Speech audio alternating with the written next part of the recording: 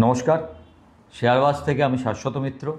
আমার এডুকেশনাল চ্যানেলে আপনাদের সবাইকে স্বাগত। প্রথমেই বলি, আমি গত সপ্তাহে লাস্ট ভিডিও বৃহস্পতিবার করেছিলাম, তারপরে আর ভিডিও করা হয়নি, একটু ব্যক্তিগত কাজে ব্যস্ত থাকায়। তো আপনাদের বারবার বলেছিলাম যে লেভেলে মার্কেট আসছে, এখান থেকে মার্কেট একটা সাপোর্ট নেওয়া উচিত, কারণ 24,300 আপনাদের মনে থাকবে যে 14ই আগস্ট আমরা ওই 24,611তে মনে হয় বন্ধ করেছিলাম। সেখান থেকে পরের দিন 15ই আগস্টে প্রধানমন্ত্রীর বক্তৃতার পর মার্কেট ওপরে খুলেছিল, এবং তারপরে আবার আস্তে আস্তে 25,150 থেকে মার্কেটটা 24,500কে ভেঙে শুক্রবারে 24,410 বা 24,000 এরকম কিছু একটা লো করে। এখন আপনাদের বলেছিলাম যে 24,337 এটা হচ্ছে আগের রানের আমাদের লো। ওই 24,300 থেকে 350 আমাদের খুব ইম্পর্ট্যান্ট সাপোর্ট। তো এই ইম্পর্ট্যান্ট সাপোর্ট থেকে মার্কেট ঘুরেছে, এটা একটা ভালো জিনিস। এখন ব্যাপার হচ্ছে যে আপনি যদি এফআইআই পজিশান দেখেন, যদি শুক্রবার বা বৃহস্পতিবারের এফআইআই সেলিং দেখেন, তো আপনার ভয় লাগবে। প্রতিদিনই এফআইআইরা প্রায় 8,000 কোটি টাকার বিক্রি করেছে। এখন এফআইআই রিলেন্টলেস সেল করে যাচ্ছে। এই মাসে শুরু থেকে 10%-এর নিচে এফআইআই লং পজিশান, এবং শুক্রবার অবধিও তাই। আজকে কোনো চেঞ্জ হবে কি না আজকে আমি জানি না, তবে আজকের মার্কেটটা অনেক ভালো। সবচেয়ে বড় কথা হচ্ছে, দেখবেন আজকে মিড ক্যাপ সব থেকে বেশি বেড়েছে। এটা একটা খুব পজিটিভ জিনিস। মার্কেট যতটা বেড়েছে তার থেকে অনেক বেশি মিড ক্যাপ বেড়েছে। তার মানে হচ্ছে আপনার যদি মার্কেট পজিটিভলি ভাবছে, আপনার যদি মনে থাকে, আমি পজিটিভ কথা বলি সব সময়, তো আপনাদের অনেক সময় মনে হয় যে আমি বেশি পজিটিভ বলছি, কিন্তু আমি ডাটার ওপরেই বলি। এর আগেও এই 24,000 যখন মার্কেট 24 সালে 23 সালে বেড়েছিল, যদি আপনাদের মনে থাকে, তাহলে আপনারা দেখবেন যে এইরকম জায়গা থেকেই মার্কেট যে রানটা নিয়েছিল, এই ধরনের ডাটা পয়েন্ট থেকেই মার্কেটের একটা হিউজ রান হয়েছিল, যে রানটা মার্কেটকে 18,000 থেকে 26,000-এ নিয়ে গেছিলো। আমি অলওয়েজ বলি কি, হিস্ট্রি যদি নিজেকে রিপিট করে তো it's well and good for us, যে মার্কেট ভালো হোক। মার্কেটের এখন মেন প্রবলেমটা কোথায়? মেন প্রবলেম হচ্ছে মার্কেটে যদি আপনি দেখেন, এই যে ট্রেড ডিল নিয়ে যে এতদিনের যে প্রবলেমটা ছিল, যে আমেরিকা আমাদেরকে এত লাল চোখ দেখাচ্ছে, এই হবে তাই হবে, আরও কী স্যাংশন আসতে পারে, বা আরও কোনো খারাপ কথা আমাদের নামে বলবে কি না, প্রতিদিন এটা নিয়ে মার্কেটের একটা টেনশন ছিল। মার্কেট ভাবছিল যে কী করবে। এখন 50% ট্যারিফ তো আমেরিকা বসিয়ে দিয়েছে। 50% ট্যারিফে মোটামুটি সবাই হিসেব করে নিয়েছে যে আমাদের জিডিপি, টোটাল জিডিপিতে 0.5 থেকে 0.8, আর জিডিপি গ্রোথে 0.2%-এর এদিক ওদিক হতে পারে। মোটামুটি আমাদের দেখা যাচ্ছে যে $50 billion, 50 to 60 billion dollar of export খারাপ হবে না যদি আমেরিকার এটা থাকে। এখন এই $60 বিলিয়ন কোন কোন সেক্টরগুলো হয়েছে আপনারা জানেন? জেমস জুয়েলারি এবং টেক্সটাইল, জেমস জুয়েলারি, এই সেক্টরগুলো না প্রচুর লোকের কর্মসংস্থান হয়। তাহলে এই সেক্টরগুলোতে যদি আপনার প্রবলেম হয়, কি হবে? কর্মসংস্থানের একটা প্রবলেম ঘটবে। তবে তাতে কি হবে? কর্মসংস্থান যদি আপনার না থাকে, অবশ্যই আপনার আয় যদি না থাকে, তাহলে ব্যয় কমবে। ব্যয় কমলে আমাদের পরবর্তীকালে আমরা যে গ্রোথটা দেখতে পাচ্ছি, গ্রোথ সেই হিসাবে হবে না, ভারত পিছিয়ে যাবে। এই সব একটা হিসেব করা হচ্ছিল। তো এরপর থেকে দেখবেন ভারত আস্তে আস্তে ইউকের সঙ্গে নিজের ট্রেড বাড়াচ্ছে, অন্য দেশের সঙ্গে ট্রেড বাড়াচ্ছে। চীনের সঙ্গে দেখেছেন এসসিও সামিট হয়েছে, এর মধ্যে বলে নিই, এসসিও সামিটে একটা অনেক বড় পজিটিভ একটা হয়েছে।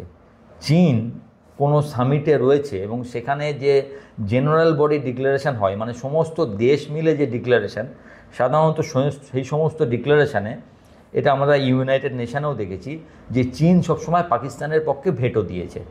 ভারত ধরুন বলল যে এরা হচ্ছে সন্ত্রাসবাদী, চীন বলল না আমি মানি না, ফলে ওটা প্রস্তাবে পাঠ হতো না। এইবার যদি দেখেন এসসিও যে প্রস্তাব যে পাঠ করেছে, তাতে পহেলগাঁও যে হামলা, তাতে নিয়ে নিন্দা আছে। এটা একটা বিশাল বড় জিত ভারতের।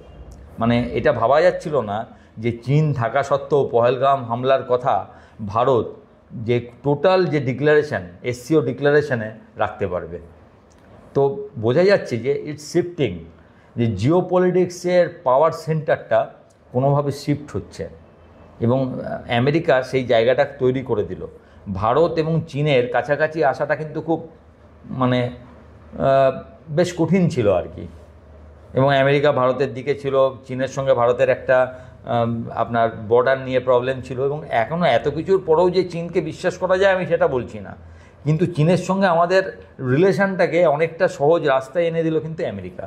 না হলে হয়তো প্রধানমন্ত্রী যেতেনও না, এই রিলেশন তৈরির চেষ্টাও করতেন না। এই যে রিলেশনটা তৈরি হলো চীন, আমেরিকা, রাশিয়া, যে ছবিগুলো, এটা কিন্তু একটা বড় ছবি, মানে জিও পলিটিক্সের ক্ষেত্রে এই একটা বিশাল বড় একটা, আপনি কি বলবেন, এগুলো তো সবই optics. It's a great optics for India, যে দেখো আমার সঙ্গে বন্ধুর অভাব নেই, তোমার যে $50 বিলিয়ন আমার লস হচ্ছে, আশা করছি ফর দ্যাট কিছু সময় আমার অসুবিধা হবেই, এটা যদি অস্বীকার করা হয় বোকামি হবে। একদিনে তো আর $50 বিলিয়ন আমি এক জায়গা থেকে হচ্ছে না বলে অন্য জায়গায় দিতে পারবো তা নয়, কিন্তু আমার মনে হয় যে এটাকে ভারত মেকআপ করে নেবে। ছোট ছোট দেশ, south Asian country, African country, সবার সঙ্গে একটা নিজের ট্রেডটা একটু বাড়িয়ে যদি এটাকে মেকআপ করে নিতে পারে, এবং যতদিন না এটা মেকআপ করছে, যে যে সেক্টরে যেরকম ক্ষতি হচ্ছে সেই ক্ষতিগুলো কিভাবে মেটাতে হবে যাতে কর্মসংস্থান না যায়, গ্রোথ না কমে, তার জন্য কি দরকার? রিফর্ম দরকার। দেখুন কোভিডের হঠাৎ এই প্রবলেম, এটা তো আমাদের জানা ছিল না। সেই প্রবলেম কি করেছে? আমাদের রিফর্ম এনে দিয়েছে। সেই রিফর্মের আজকে ফ্রুটটা আমরা আজকে খাচ্ছি, যে আজকে মার্কেট এখান থেকে এখানে গেছে। কোভিড না এলে এত বড় রিফর্ম হতো না, মার্কেটও হয়তো এখানে পৌঁছাতো না। মানে যে কোনো বিপদে সুযোগ খোঁজা, ইন্ডিয়া এখন বিপদে সুযোগ খোঁজে।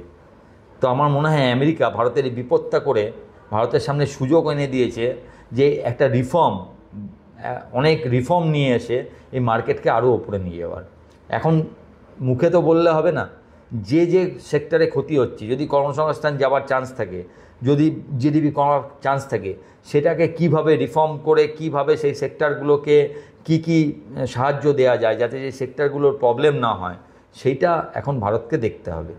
ভারতের সামনে এইটাই এখন সবথেকে বড় কাজ, যে এই সেক্টরগুলোর দিকে তাকিয়ে এই সেক্টরগুলো যাতে কোনো কারণে খারাপ না হয়ে যায়, কোম্পানি যাতে বন্ধ না হয়, কারখানাগুলো বন্ধ না হয়ে যায়, কোনো রকমে যাতে এমপ্লয়মেন্ট না কমে, সেটার জন্য যা যা করার সেই ব্যবস্থা যদি ভারত সরকার করতে পারে, অল্টারনেটিভ যদি ভারত সরকার তৈরি করতে পারে, তার জন্য যদি রিফর্ম আনতে পারে, যদি পিএলআই স্কিমের মতো কিছু কিছু সুযোগ সুবিধা যদি মার্কেটকে দিতে পারে, আমার মনে হয় যে এই আমেরিকা ভারতের অগ্রগতিটাকে আরও এগিয়ে দিল। কারণ আমেরিকা এটা না করলে এত তাড়াতাড়ি এই জিএসটি রিফর্ম হতো বলে আপনার মনে হয়? এই যে জিএসটিতে হঠাৎ করে বলছে রেটগুলো কমে যাবে, এটা তো আমরা অনেক দিন ধরে শুনছি। 5, 12, 18, 28-এর বদলে শুধু 18 আর 5টা থাকবে, 12, 28 থাকবে না। এটা কবে থেকে শুনছি, কিন্তু এইটা যে ত্বরান্বিত হলো, আমার মনে হয় সেটার কারণ হচ্ছে এই আমেরিকা এই প্রেশারটা করলো বলে। তো আমরা সবসময় যখনই আমাদের ওপর চাপ এসছে, যখন খারাপ বিপদ এসছে, তখন আমরা খুব ভালো পারফর্ম করেছি।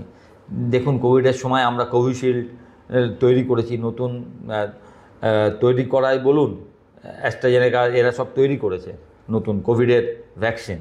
সেরমভাবে এই বিপদেও আশা করি এমন কিছু রিফর্ম আসবে, এমন কিছু বিভিন্ন সেক্টর রিফর্ম এমনভাবে আসবে যেটা আমাদের এই জিডিপিকে নিচে পড়তে দেবে না। আপনি ভাবুন, আমরা আশা করছিলাম 6.5 ফার্স্ট কোয়ার্টার জিডিপি হবে, এসছে 7.8। It's way above our expectation. তো এবং আমার মনে হয় না চট করে এটা কমবে বলেও, আমার ব্যক্তিগতভাবে মনে হয় না। তার কারণ হচ্ছে যেভাবে ধরুন কাজকর্ম হচ্ছে এবং এইখানে যে রিফর্মগুলো হবে, এবং মোটামুটি বিভিন্ন সেক্টরের বিভিন্ন জায়গায় তো বিভিন্ন লেখা বেরোয়, তাতে মোটামুটি এই যে 27শে আগস্ট আপনার ট্যারিফ চাপাবার আগেই বেশিরভাগ মাল কিন্তু আমরা এক্সপোর্ট করে দিয়েছি। মানে আগস্ট মাস এর অবধি যা মাল সেটা আমরা আগেই এক্সপোর্ট করেছি। মানে খুব যে মাল আমার কাছে পড়ে আছে গোডাউনে, হিউজ মাল হয়ে গেল, সেরম ব্যাপার নয়। আজকে দেখবেন জিএসটি কালেকশানের ডাটা এসছে একটু আগে, সেটাও প্রায় 6.5% বেড়ে 1.86 লাখ crore, মানে জিএসটি কালেকশানও কমেনি।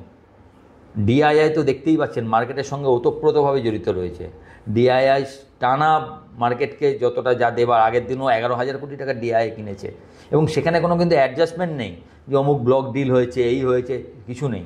মানে ডিআইআই জেনুইন বাই করেছে, তার ফলটা আজকে আপনি কিছুটা মিড ক্যাপ নিফটিতে দেখতে পেলেন, যে মিড ক্যাপটা যে হিউজ বাড়লো। কিছু কিছু শেয়ারের যে পারফরমেন্স তো আনবিলিভেবল। আইটি ভালো করেছে, আজকে ব্যাঙ্কও মোটামুটি একটু আপনাকে হেল্প করার চেষ্টা করেছে। ব্যাঙ্ক তো সবথেকে ল্যাগার্ড ছিল।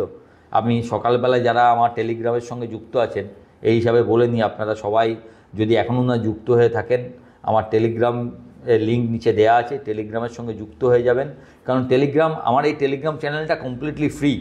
কেউ যদি আমার নামে বলে যে আপনি পেড চ্যানেল, সেটাই করবেন না, সেটা জানবেন কমপ্লিটলি ফলস। আমার Telegram channel completely free Telegram channel, নিচে তার লিঙ্ক দেওয়া আছে। এবং এগুলোতে আমি সকালবেলায়, আর যদি আজকে আমার আপনি মর্নিং নোটটা দেখেন, তাহলে দেখবেন বলেছি আমি যে মার্কেট একটু পজিটিভই থাকবে মনে হচ্ছে, পজিটিভ খুলতে পারে। তার কারণ হচ্ছে এই যে এসসিও সামিটটা হলো, এই যে 3 জন বড় নেতা সারা বিশ্বের মধ্যে একজোট হলেন, এটা একটা বার্তা দিতে চাইছে যে কোনো কিছু অন্যায্য, অনৈতিক কিছু যদি অন্যায় আমাদের ওপর যদি চাপিয়ে দেওয়া হয়, সেটাকে আমরা নিজেরা কোনো খারাপ ব্যবহার করব না, কিন্তু আমরা সেটাকে মেনেও নেব না। তার জন্য যা যা করার দরকার সেটা আমরা করব, এবং ভারত মোটামুটি সেদিকে এগোচ্ছে। এবার মার্কেটের যদি আপনি এইটাকেই মার্কেটে আপনি ট্রান্সফর্ম করেন, তাহলে আপনাকে ভাবতে হবে কি, একদম সোজা হিসেব 24,300 350 না ভাঙা অবধি আপনার নতুন করে ডাউনসাইডের ভয় নেই। ওপর দিকে 24,700 24,800 আপনাকে ভালো বেগ দেবে। আমার মনে হয় না যে 1-2 দিনেই এটা পেরিয়ে যাবে বলে, এটা আমার ব্যক্তিগত মত। আমার মত হচ্ছে যে এখন মার্কেটটাই 24,300 24,800 রেঞ্জটা মার্কেটে আরও কিছুদিন থাকবে। তার মধ্যে হয়তো অনেক শেয়ার আউটপারফর্ম করবে, অনেক সেক্টর পারফর্ম করবে, কিন্তু নিফটি বা ব্যাঙ্ক নিফটি হিউজ বেড়ে যাবে সেটা আমার মনে হচ্ছে না।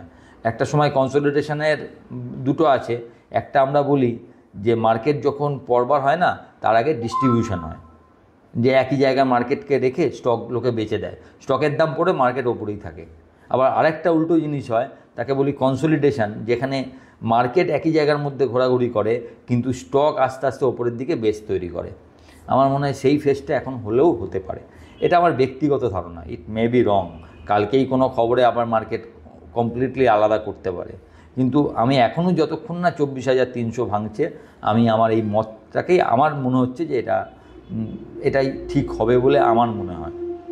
এখন দেখা যাক, আপনারা আজকে যেরকম মার্কেট চলেছে, আপনারা মিড ক্যাপ স্টকের দিকে একটু নজর দিতে পারেন। মিড ক্যাপ খুব ভালো চলেছে। যে মিড ক্যাপ কোনগুলোর দিকে নজর দেবেন, এই যে নতুন পড়ার পর যেগুলো নতুন লো বা তার কাছে করেছে অথচ তার ফান্ডামেন্টাল ভালো, এরম স্টকগুলোতে এবার একটু জোয়ার আসতে পারে। ভালো থাকবেন। আমার ভিডিওটা ভালো লাগলে একটু লাইক, শেয়ার এবং সাবস্ক্রাইব করবেন। যারা প্রথমবার দেখছেন তারা কাইন্ডলি চ্যানেলটাকে সাবস্ক্রাইব করবেন।